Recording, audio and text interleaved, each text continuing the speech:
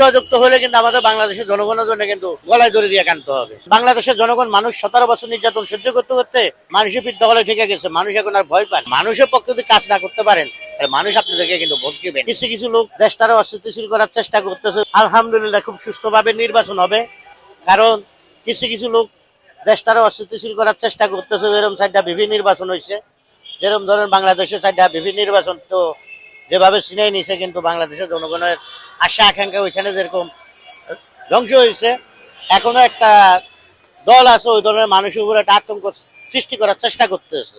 আমি মনে করি ওগুলো করে কোনো লাভ হবে না, কারণ বাংলাদেশের জনগণ মানুষ 17 বছর নির্যাতন সহ্য করতে করতে মানুষের পিঠ দখলে ঠেকে গেছে। মানুষ এখন আর ভয় পায়। মানুষ এখন সত্যি যেটা এই জিনিসটা কিন্তু প্রতিরোধ করে তুলতে পারে। তাইলে কিন্তু মানুষ এখন আর ভয় পাওয়ার মতো ওই দিন নাই।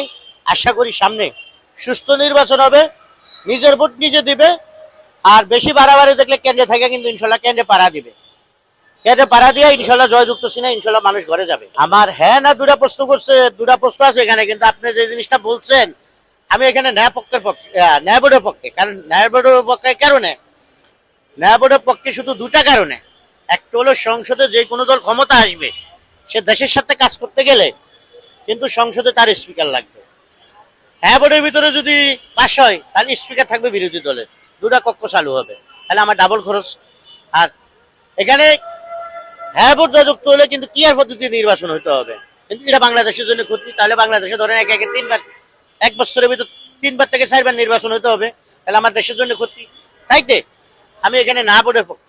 হ্যাঁ ভোটের পক্ষে যদি আমি থাকতাম সবকিছু ভালো লাগছে, শুধু এই দুটা জিনিসের জন্য বর্তমানে আজকে না ভোটের পক্ষে আমি অংশগ্রহণ করছি।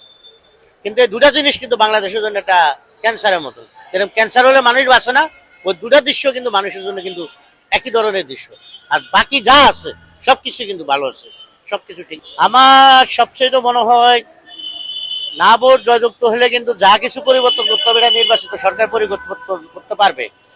আর হ্যাঁ ভোট জয়যুক্ত হলে কিন্তু আমাদের বাংলাদেশের জনগণের জন্য কিন্তু গলায় দড়ি দিয়ে কানতে হবে। এটা কিন্তু আমার বাংলাদেশের জনগণের পক্ষে।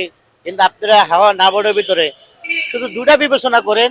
আজকে আমি গাড়ি চালাতে গেলে যেরকম গাড়ির চাবি লাগে, সংসদ চালাতে গেলে কিন্তু সংসদের স্পিকার লাগে। আজকে যেরকম আমি ধরেন যে বর্তমানে দেখা যায় কি গাড়ি তুলতে গেলে যেরকম আমার পাও লাগে, সেরকম আমার ভোটটা আমি নিজে যে দিছি এটা কিন্তু আমি নিজে বুঝতে গেলে যাকে ভোটটা দিছি সে কিন্তু ওইখানে থাকতে হবে। আর আজকে যদি ধরেন এখানে যদি ধরেন ক্লিয়ার পদ্ধতিতে নির্বাচন হয়, যে পাইছে 990টা সে কিন্তু সিট পাবে না। যে পাইছে সারা বাংলাদেশে 100-র ভিতরে একটা, সে একটা 5টা সিট পাবে। তাহলে এটা কোন ধরনের ভাই?